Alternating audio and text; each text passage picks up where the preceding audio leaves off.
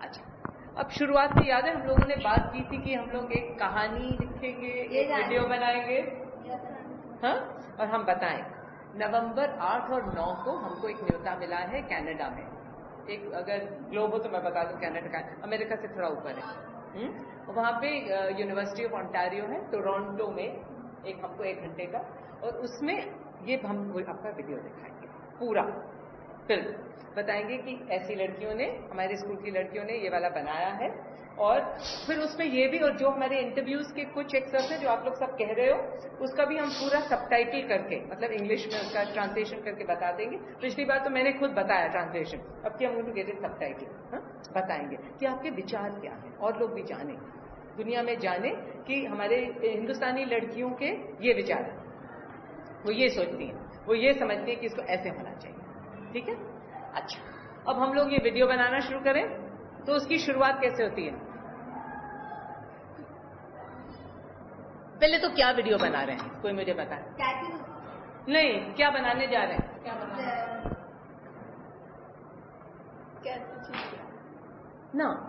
ना, हम लोगों ने पहले, याद से पहली जब मिले थे, ये सोचा था कि बेटा कि आपके इसमें आरती ने लिखा था, आरती लिखा नहीं कहा,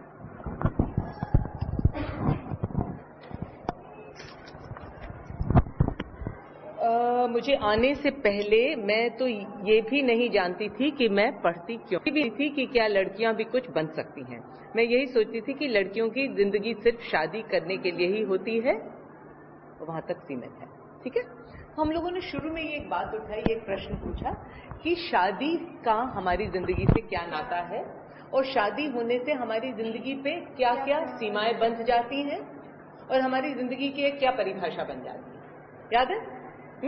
और ये सोचा था, ये जो लड़कियों की शादियां हो गई, आपकी वो रानी, क्या नाम है उसका, हाँ, और वो आई थिंक नंदिनी की, हाँ, कि ये सोचा था कि शादी का हमारी जिंदगी में क्या जगह है। और ये फिर बातचीत हुई कि आपने अपने मदर्स की इंटरव्यूज की, और ये पता तो उन्होंने, सबने बताया, तो सबने बताया कि 90% हमको रिस्पॉन्सेज मिले कि शादी करने से लड़कियां, उनकी जिंदगी बहुत ही सीमित रह जाती, जिस तरह की शादी का एक ढांचा बना हुआ है। शायद अलग शादी, क्योंकि इनकी शादी हुई है, इनकी शादी बर्बाद नहीं, खुश है, तो क्यों? ठीक है, तो हम लोगों ने ये सोचा कि अच्छा ठीक है, हम लोग शादी का एक ढांचा समझने की कोशिश करें, और ये सोचे कि किस तरह हम अपनी जिंदगी और शादी का एक ये रिश्ता बनाएं कि पहले तो समझें कि शादी की हमारी जिंदगी में क्या जगह है। दूसरी बात कि हम लोग कैसे ये करें कि हमारी जिंदगी भी पनपे, हम लोग खिले, हमारे सपने साकार हों, और हम लोग खूब अपना विकास हो, और साथ में हम लोग शादी भी कर लें, उसका भी मजा लें, अपने घर भी बसाएं, खुद भी बसें, हमारे बच्चे भी बसें, एक आने वाली जनरेशन आपकी तरह और सशक्त हो। ये सब काम कैसे हो?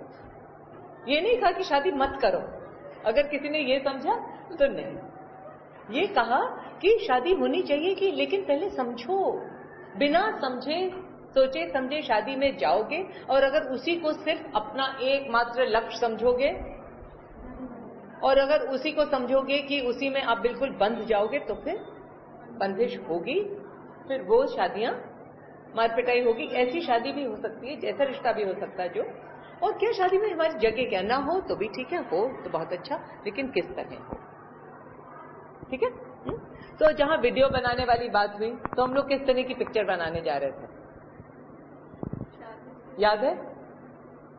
एक ये पिक्चर बनाने जा रहे थे कि हमारी जिंदगी में शादी का क्या जगह है, कि क्या जगह है, इस किस मकसद से? लोगों को, मतलब जितनी लड़कियां हैं उनको समझ में आए शादी का मतलब क्या होता है, उससे मतलब जो परेशानियां हो रही हैं उन्हें उनसे लड़ने की, मतलब पहले वो समझ जाएं कि शादी क्या होती है, फिर उसके बाद ही शादी जैसा मतलब निर्णय लें। हाँ, और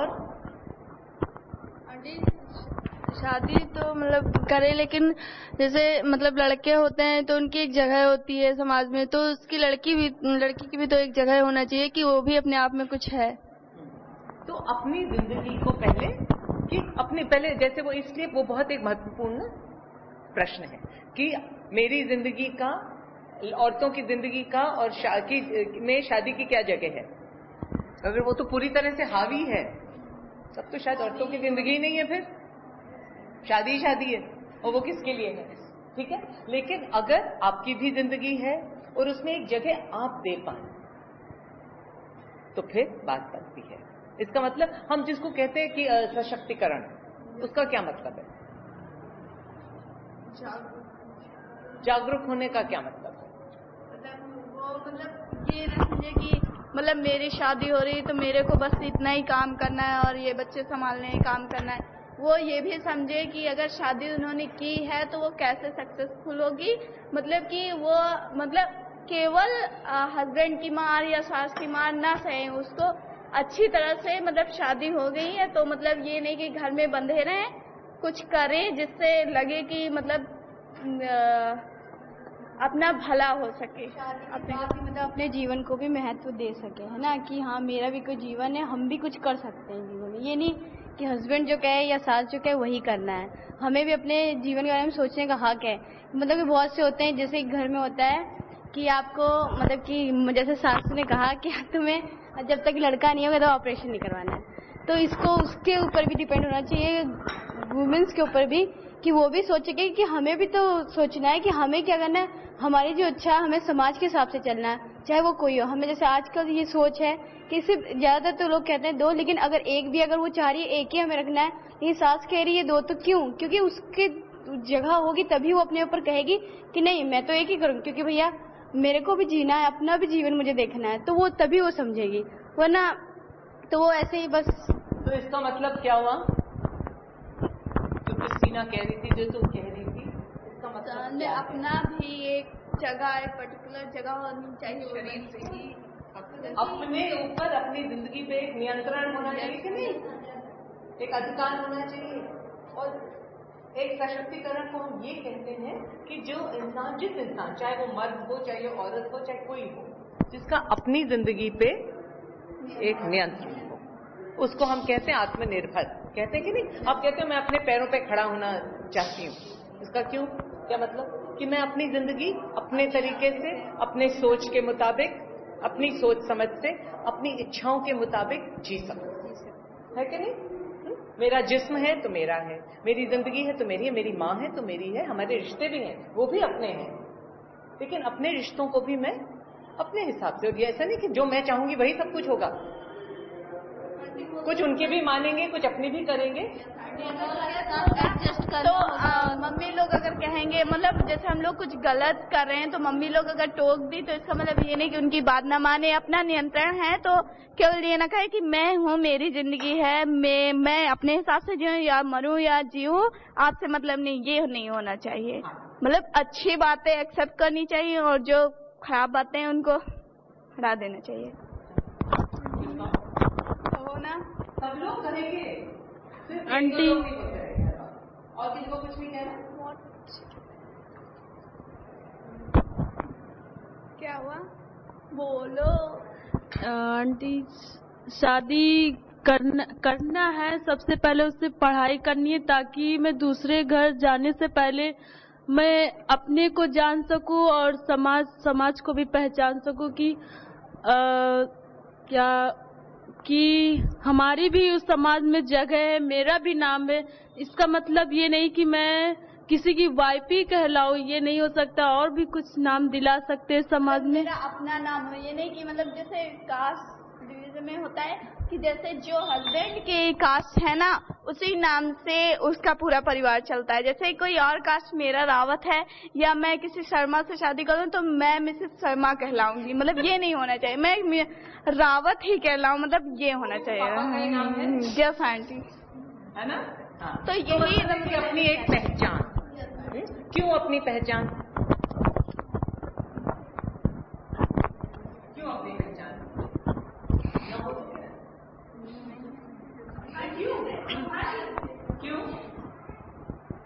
क्यों? अगर हम पढ़े लिखे हैं तो हमें अपनी पहचान बनानी चाहिए।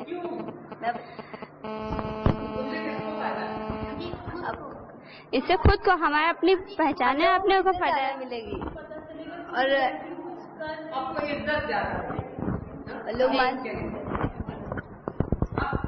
क्योंकि अगर जो मेरी पहचान नहीं रहेगी तो हम उसके बारे में जैसे कोई जैसे हमारी पहचान रहेगी तभी तो हम अपने पहचान से ही आगे बढ़ने की वो करेंगे। यस आंटी, अपने अधिकारों के लिए लड़ सकते हैं जब अपनी पहचान रहेगी, और जब पहचान नहीं रहेगी तो मुझे बताओ आप लोग अपने अधिकार कैसे? आंटी, जो अपना पहचान होता है ना तो सबसे अलग जिंदगी होती है।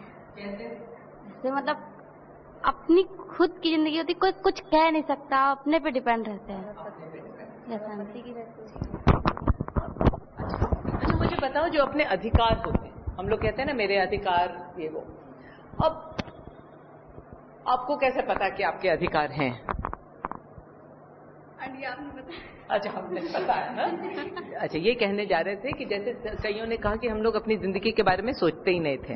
इसका मतलब कुछ आइडिया, अपनी कोई पहचान तो दूर रही, आपको आइडिया नहीं था कि आपके अधिकार हैं, आपका अस्तित्व है, कि आपके अधिकार है कि अपने बारे में आप सोच सकें। यही अधिकार समझ में नहीं आता था। ठीक है, ये कहना कि हमारे बराबर के अधिकार है वो तो बहुत दूर की बात रही। ठीक है, पहचान इसलिए जरूरी होती है। अपने को पहचानोगे, अपने को जानोगे तो फिर अपने अधिकारों को समझोगे, फिर अपने अधिकारों के लिए लड़ने की एक कोशिश होगी, या अपने को एक इतना समर्थ बनाओगे कि हम अपने अधिकारों के लिए लड़ पाएं। ठीक है, और जब खुद आत्मनिर्भर होगे तब एक बराबरी का रिश्ता किसी और के साथ पहले तो मांग सकते हो, फिर बना सकते हो। और वो भी एक, जो लोग बहुत आत्मनिर्भर नजर आते हैं, अगर उनसे बात करो तो वो भी इतनी आसान लड़ाई नहीं है। क्यों नहीं आसान लड़ाई है?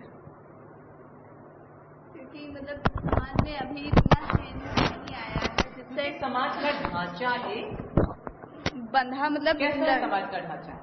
लड़कियों को मतलब हमेशा वो देखना नहीं चाहता है कि लड़कियां कुछ करें या अपनी पहचान बनाएं। क्यों इतना क्रूर क्यों है? पता नहीं आंटी, क्योंकि लड़कियां सहती जा रही हैं, उसके बारे में लड़ती नहीं है। एक समाज को इसको पितृ सत्ता समझते हो क्या है? मतलब पापा के नियंत्रण, मतलब पुरुषों के नियंत्रण में पूरा समाज है। कविता आंटी इसका परिभाषा दीजिए।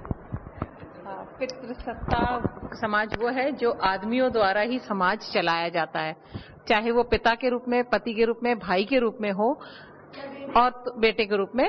वो चारों ही रूप में वो किसी औरत पे कब्जा करने की एक चाहत, और क्योंकि वो एक तरह का अधिकार है तो वो आराम से तो वो देने वाले नहीं, हमें उनसे लेना पड़ेगा, और लेने के लिए हमें खुद सक्षम बनना पड़ेगा। और एक दिन मैंने कुंती से पूछा था कि तुम्हारी बहनों की शादी हो गई है, उनमें और तुम में क्या अंतर है?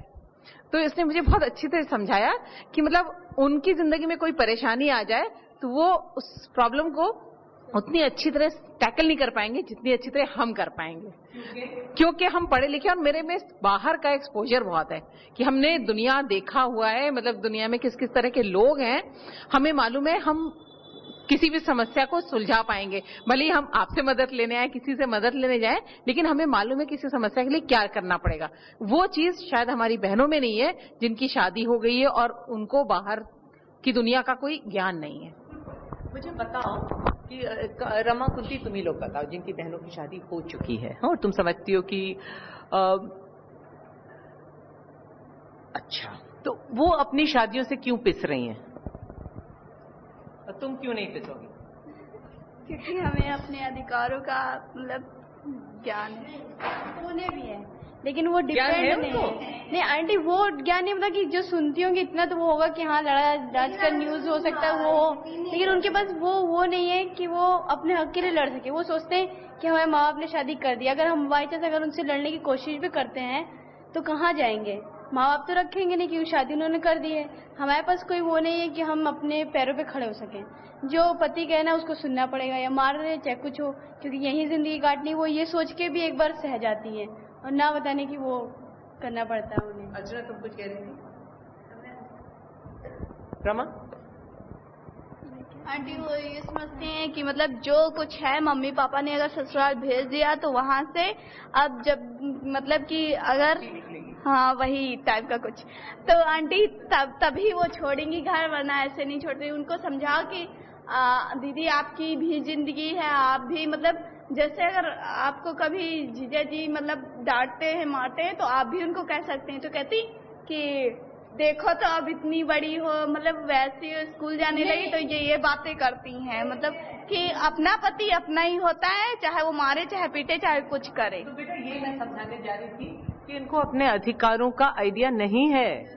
उनके दिमाग में ये है कि पति उनका परमेश्वर है, वो चाहे उनके साथ कुछ भी करे उसका वो अधिकार है। इनका अधिकार उसको मना करने का नहीं है। तो जब उनको पहली लड़ाई ये होती है कि ये समझ पाना कि मेरा बराबरी का अधिकार है।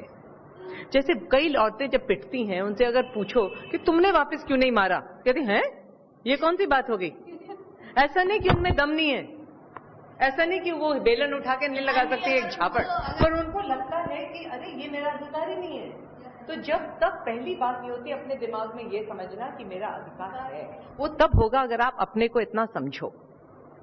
क्योंकि आपको पूरा समाज बता रहा है कि आप कुछ नहीं हो, आपको पूरा आपका धर्म भी बता रहा है।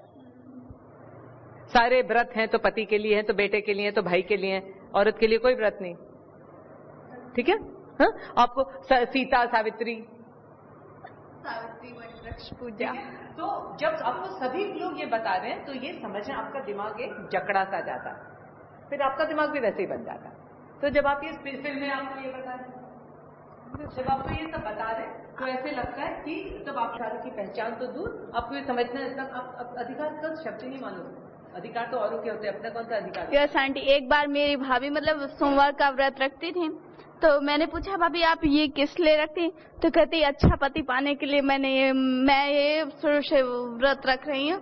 तो मैंने कहा कोई जरूरी नहीं व्रत रखो या ना रखो, पति मतलब जैसा मिलना है तो वैसा तो मिलेगा ही।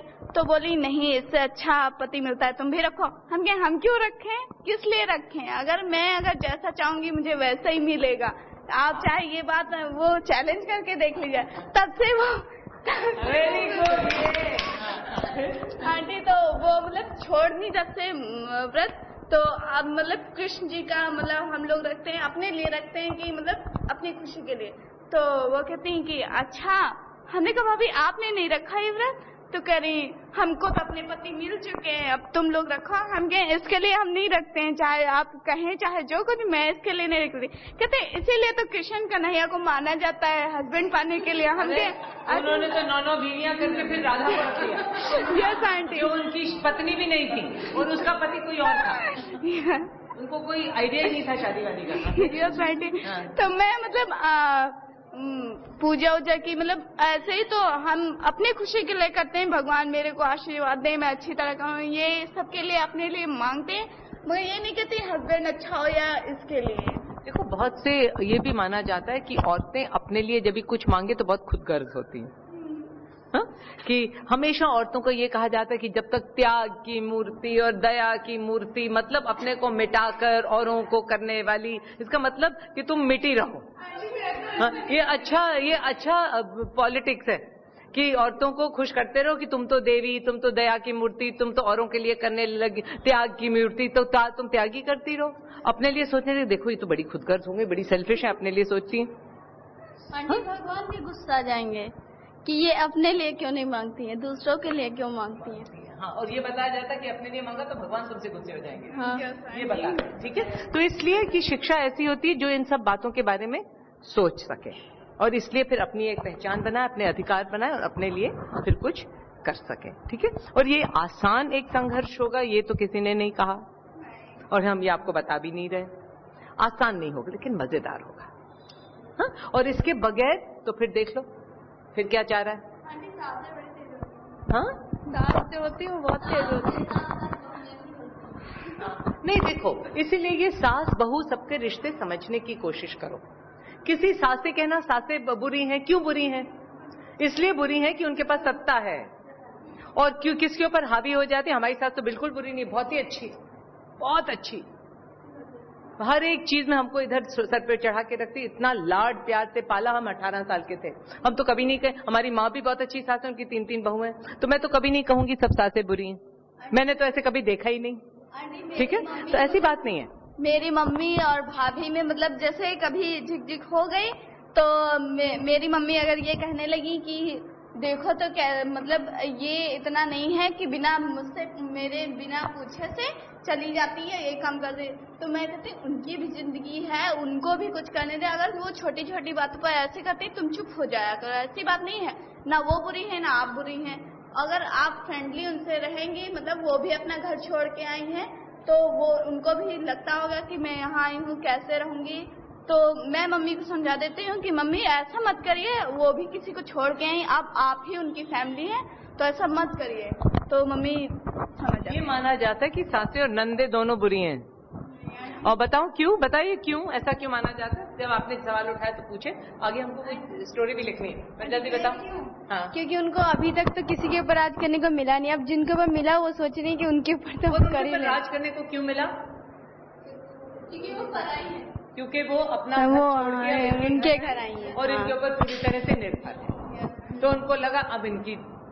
हाँ, तो इसलिए पहले तो ये भी समझो कि एक तो होता है पितृसत्ता, एक होता है what is battery locality called in Hindi, मतलब अपना घर छोड़ के किसी और के घर में जाके रहना। ठीक है, वो एक तो क्यों लड़कियां इतनी बेबस हों कि किसी के अपने आप अपने किसी के हाथ में इस तरह पूरी तरह से क्यों समर्पित कर दो कि वो आपके ऊपर इतनी हुकूमत चला सके। इसको कहते हैं अपनी जिंदगी पे नियंत्रण रखना। और आपने पिक्चरें नहीं देखी, जो स्ट्रांग होते हैं उसके ऊपर कोई नियंत्रण नहीं कर सकता। जब उनको पता चल जाता है कि नहीं ये एक सेल्फ रिस्पेक्टिंग आत्मनिर्भर महिला है, तो चाहे आप कहीं भी हो आपको कोई भी दबा नहीं सकता, उसको छोड़ी चली जाती है। ठीक है, अच्छा, that tells me that you have to show them that door. I want to show them also. हाँ, देखिए डोर देखी हुई किसी ने? देखिए, अच्छा उसको फिर से देखो। हाँ, और उससे बात करेंगे। देखो ये पहले ये समझो कि लड़कियों के ऊपर इस तरह का अत्याचार पॉसिबल ही क्यों है? पॉसिबल इसलिए है, किस लिए पॉसिबल है बताओ? क्यों कोई कर पाते हैं? क्योंकि वो आवाज ही नहीं उठाती उसके बाद। एक तो आवाज नहीं उठाती, दूसरा क्योंकि उनकी आवाज है ही नहीं, पहले तो वो बंद कर दी जाती है शुरू से, दूसरे उनके पास कोई भी साधन नहीं है, तीसरे उनके पास ऊपर ये दबाव है कि अब तुम वहां गई हो, अब तुमको वहीं पे रहना है, और उनको पूरी उनको खुली छूट है कि वो कुछ भी करें। तुम्हारी किस्मत अच्छी है तो अच्छे मिलेंगे, बुरी किस्मत बुरी तो पूरी किस्मत पे छोड़ दिया जाता है। माँ बाप अपनी जिम्मेदारी झाड़ लेते हैं,